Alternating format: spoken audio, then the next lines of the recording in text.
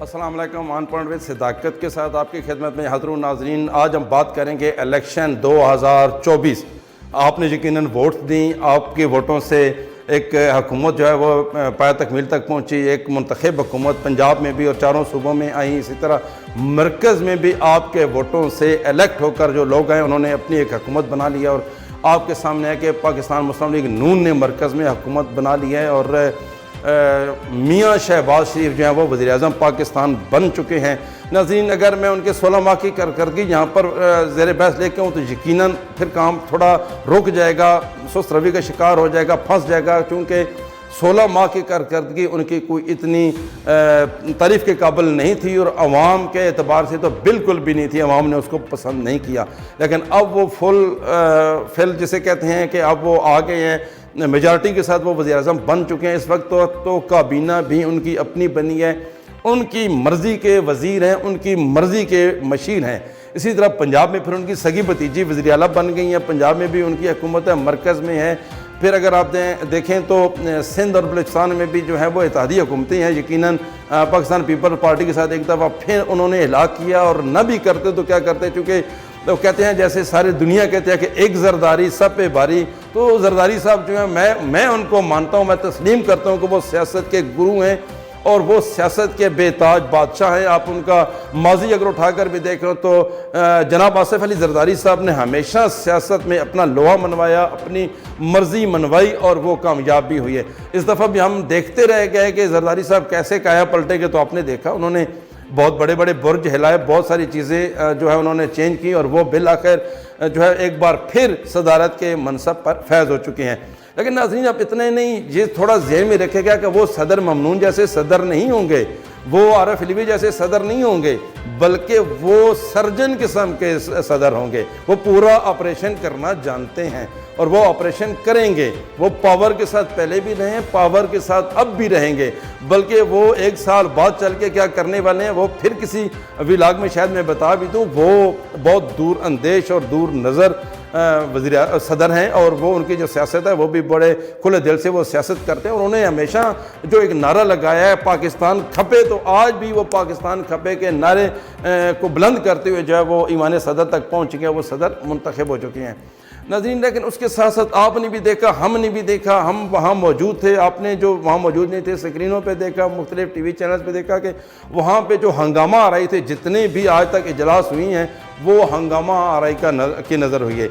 किसी भी इजलास में कोई आप कह लें कि जैसे तहजीब तमीज़ या ये सारी हदें क्रॉस हो गई वहाँ पर। जिस तरह हुटिंग पहले भी हुआ करती थी, मैं अगर बात करूं तो मैं 1990 के बाद मैं आ गया था 92 में सहाफ़त में भी अमली तौर पर, और उसके बाद सारे इलेक्शन, सारी हुकूमतें, सारी असम्बलियाँ देखी, मुख्तलिफ अदवार देखे, लेकिन इतनी बेहूदगी जितनी इस दफ़ा देखने में आई मैंने कभी नहीं देखी।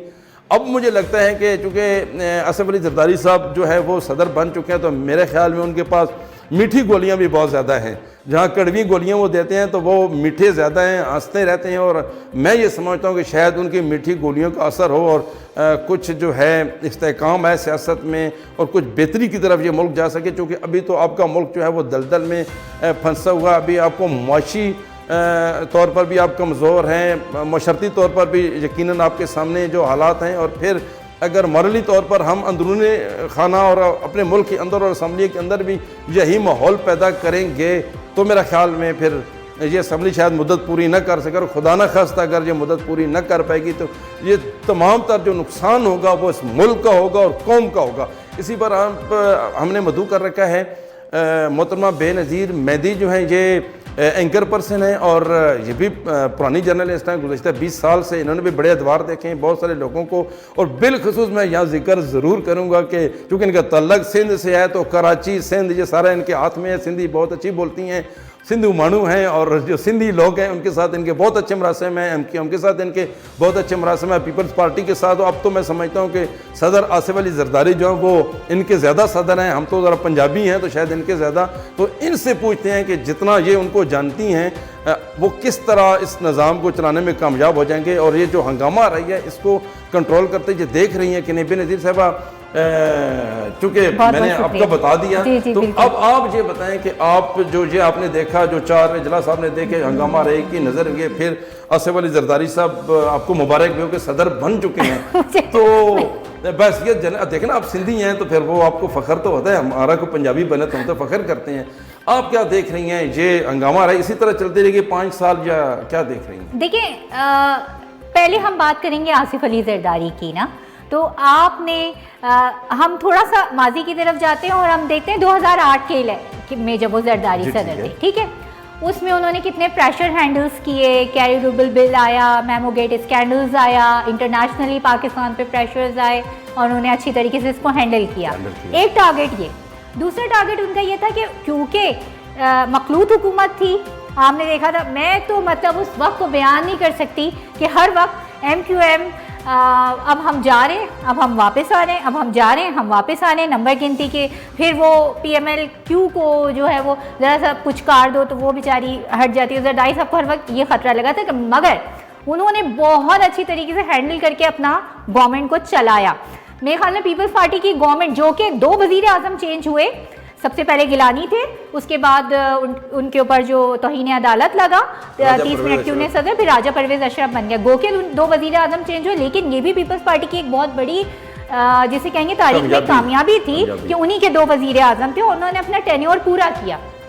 तो ये जरदारी साहब को इसका जो इसका क्रेडिट जाता है, बिल्कुल। और आपने कहा कि वो मीठी गोलियां और कड़वी गोलियां, तो जरदारी साहब इस फन को, जितनी मैंने उनकी पॉलिटिक्स को जितना करीब से देखा है, पाकिस्तान पीपल्स पार्टी की ओवरऑल पॉलिटिक्स को, कि उन्होंने वो जितनी कड़वी गोलियों को मीठे, वो कहते हैं ना शहद में या वो आटे की मीठी वो गोली बनाते हैं और वो दे देते हैं, तो बाद में अंदर जाके हलक में जब गोली चली जाती ना, तब पता चलती हाय ये तो कड़वी थी।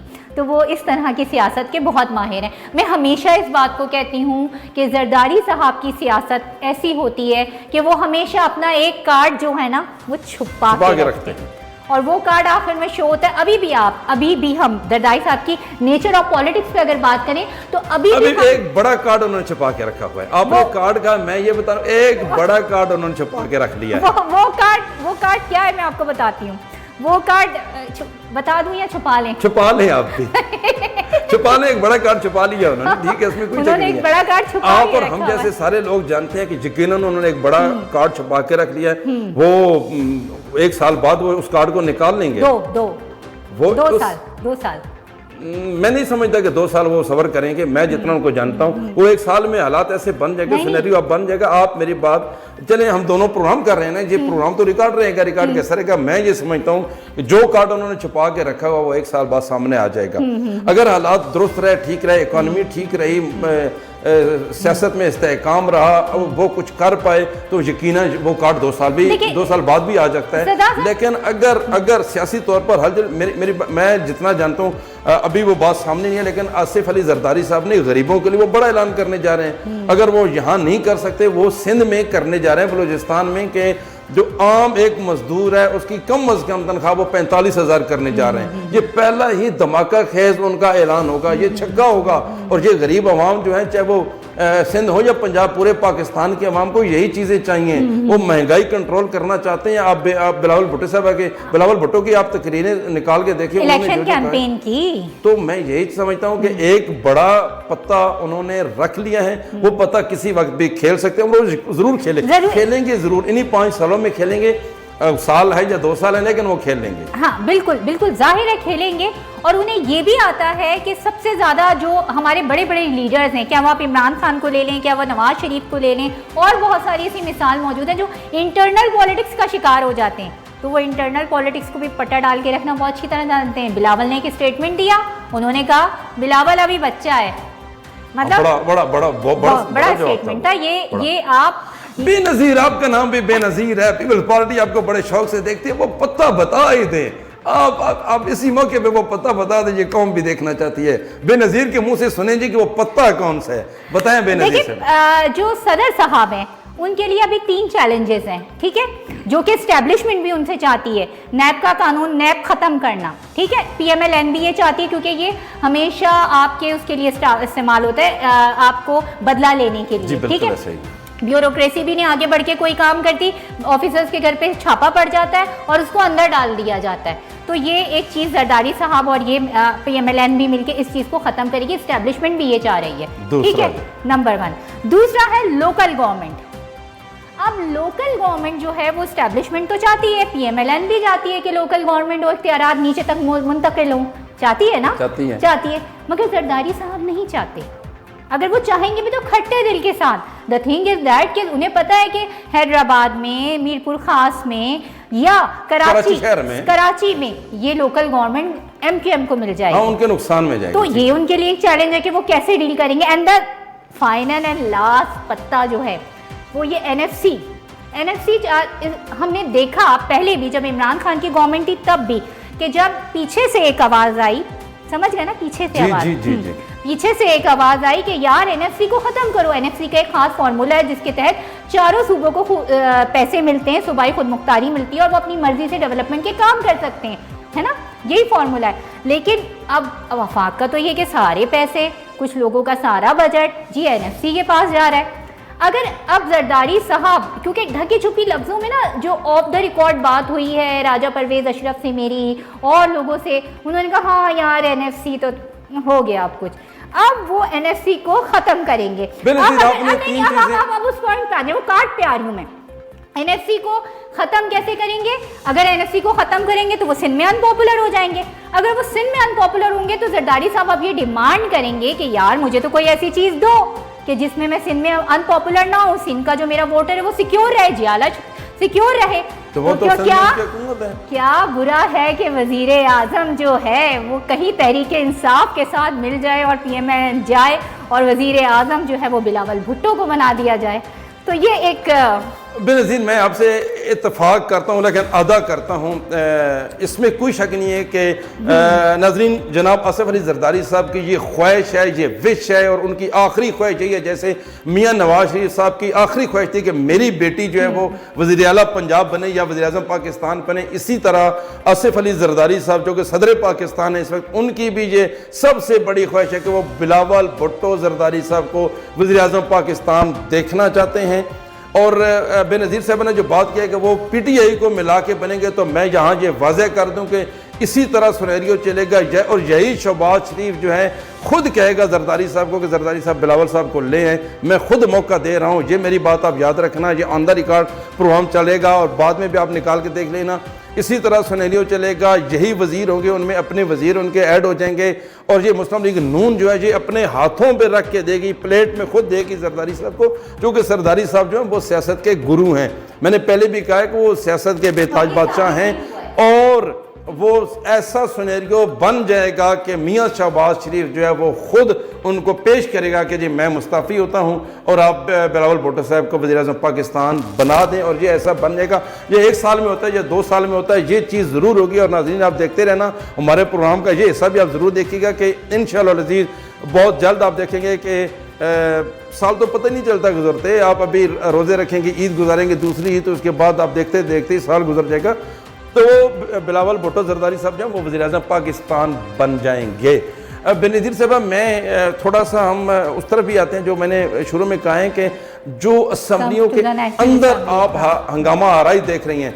आप अगर देखें तो अमर डोगर जो हैं जो कैंडिडेट थे स्पीकर के, उनकी आप अगर तकरीर सुने, इसके साथ साथ डिप्टी स्पीकर थे उनके जुनैद खान, उनकी खास तौर पर अगर आप तकरीर निकाल लें तो उन्होंने वाज़िया कहा है कि भाई सुन लें, असम्बली के फ्लोर पे उन्होंने कहा अंदर रिकॉर्ड है कि हम ना खेलेंगे ना आपको खेलने देंगे, क्योंकि जो हमारे वोटर सपोर्टर हैं उन्होंने हमें इसलिए वोट नहीं दिए कि हम वहाँ जाके कानून साजी करें, कानून बनाएं, हम वहाँ गलियों नालियों के फंड लेके आए। कतई तौर पर ये नहीं है। हमारे वोटर जो वो चाहते हैं कि आप टकरा जाएं, आप जिसके साथ मर्जी टकराएं, सिस्टम के साथ टकराएं, आप इमरान खान को वापस बाहर लेके आएँ और उसको वज़ीर आज़म बनाएं। जब तक हमारा कायद इमरान खान जेल से बाहर नहीं आता हम ये टकराव जारी रखेंगे। फिर आपने देखा कि 1-2 दिन कबल उन्होंने वज़ीर आला जो KP हैं अली अमीन गंडापुर, उसने वहाँ पे बहुत बड़ा जलसा किया, उसमें भी उन्होंने ये वाज़ह पैगाम दिया। फिर आप गौर अयूब साहब को मैं समझता हूँ कि वो इंतहाई पढ़े लिखे और जिस तरह उनका आप देखते हैं कि एक फ़ौजी ख़ानदान से भी बड़ा गहरा वास्ता है, और उनके वालिद दादा तो उन्होंने भी बहुत जारहाना तकरीर की है उनकी। तो मुझे वैसे मैं इनसे पहले भी उनको असम्बली में जब वो ख़जाने के अमूर था उनके पास और बहुत सारी, तो मैंने देखा वो थोड़ा लाइट थे, लेकिन इस दफ़ा तो मैंने उनको भी देखा कि बड़े जारहाना अंदाज में उन्होंने तकरीर की और बड़ा वाज़ेह पैगाम उन्होंने दिया। तो बेनज़ीर हम इस पे आप क्या समझती हैं, कब तक आप समझती हैं कि ये हंगामा राई ख़त्म हो जाएगी या इसी तरह ये सिलसिला 5 साल जारी रहेगा? मैं तो इस बात को रिपोर्ट कर करके, मैं तो इस बात को कह कर सरदार साहब थक गई हूँ। ये मेरी चौथी असेंबली है जो मैं रिपोर्ट कर रही हूँ, और मुझे इंतहाई तकलीफ़ होती है एज अ पार्लिमानी रिपोर्टर कि मैं जिस तरह की ज़बान वहाँ पे इस्तेमाल हो रही होती है, मैं खुद अपने प्रोग्राम में भी बात कहती रहती हूँ, जिस तरह की मैं वो अल्फाज को दोहराना तो दूर की बात, सोचना भी नहीं समझ सकती। जिस तरह जब मरियम नवाज़ आई, जब ओवरटेकिंग थी, सबकी जो हलफ बर्दारी की तकरीर थी, मरियम नवाज़ बैठी हुई थी, और जिस तरह की ज़बान इस्तेमाल की गई, जिस तरह की गाली गलौज इस्तेमाल की गई, फिर सबसे बात आप ये देखें कि जूते उठा कर हवा में लहराए गए। मैं हमेशा एक बात कहती हूँ, जिस दिन किसी मजहबी जमात के जहन के अंदर ये बात फिट हो गई कि देखें आप पूरे असेंबली के अंदर कैलोग्राफी हुई हुई आयतें लिखी हुई हैं, जिस दिन वो पॉइंट स्कोरिंग के लिए यूज़ करेंगे, ये ना करें, बैठे बात को सुने, थोड़ा नज़्म ज़ब्त अपने अंदर लेकर आए, ऑपोजिशन का इंतजार करें। अपोजिशन ठीक है, जिस बात पे एहतजाज बंद। अब आपने देखा कि जब अब आ जाते हैं हम, जब कायदे-ए-मान का खिताब हुआ और कायदे-ए-मान मुंतखब हुए शहबाज शरीफ, तो उस वक्त हमने देखा कि बार बार स्पीकर इस बात को कह रहे थे कि फासला रखें, ख़वातीन भी हैं, फासला रखने। ख्याल में शाजिया मरीक के साथ जब पार्लियामेंट से अंदर जब जाते हैं, जो वहाँ की राहदारी है, वहाँ पे किसी ने बदतमीजी भी की। कोई शक नहीं कि ये चीज़ें जो है अभी तक तो बहुत खतरनाक हक की तरफ बढ़ रही है। नाजरीन, आपने सुना बेनज़ीर मेहदी जो हमारी एंकर हैं ये भी बता रही हैं, आपने भी देखा। मैं फिर कहना चाह रहा हूँ कि जिस तरह के बेहुदा नारे वहाँ पे लगा के देखें, अगर मियाँ नवाज शरीफ साहब या मियाँ शहबाज शरीफ साहब के ऊपर वोटिंग हो रही है तो उनकी फैमिली भी वहाँ पे मौजूद हैं। इसी तरह जरदारी साहब की दोनों बेटियाँ वहाँ पर मौजूद थी, और आपकी हमारी माएँ बहनें बेटियाँ भी वहाँ पर मौजूद थी। तो वहाँ पे जिस बद तहजीबी का या ज़बान का इस्तेमाल किया गया, यकीनन वो नहीं होना चाहिए। तो अब भी मैं भी कह रहा हूँ, बेनज़ीर भी यही कह रही हैं, और हर जी शऊर शहरी ये कहता है कि खुदारा आप इस तरह की ज़बान इस्तेमाल न करें स्पीकर पे, इसमें लफाज का चुनाव करें, बेहतर लफाजी के साथ वही बात आप समझा सकते हैं जैसे हम भी कर रहे हैं। छुपे लफ्ज़ों हमने भी बहुत सारी बातें कह दी हैं, तो इसी तरह उनको भी चाहिए कि थोड़ा, चूँकि नेशनल असम्बली है, बहुत बड़ा फोरम है, पाकिस्तान का सबसे बड़ा फोरम है, तो वहाँ पर तहजीब को जो है वो मलहूज़ रखा जाना चाहिए। और हम ये दुआ भी करते हैं और हमारी कोशिश रहेगी कि हम फिर भी उनको वक्तन फ़वक्तन समझाते रहें अपने प्रोग्रामों में कि आप तहजीब का दामन हाथ से ना जाने दें, तभी कामयाबी होगी। बेशक आप अपोजिशन में हैं या हुकूमत में हैं, तहजीब को सामने रखेंगे तो आप यकीनन कामयाब भी होंगे, क्योंकि सब्र बिना दुख जानदे ना ही सब्र दुखा दा दारू हो। तो जब आप सब्र की तरफ ही, सब्र पे यकीन करेंगे तो कामयाबी भी मुमकिन होगी। नाज़रीन, हमारे प्रोग्राम का वक्त ख़त्म होता है, हमें इजाज़त दीजिए। पाकिस्तान जिंदाबाद।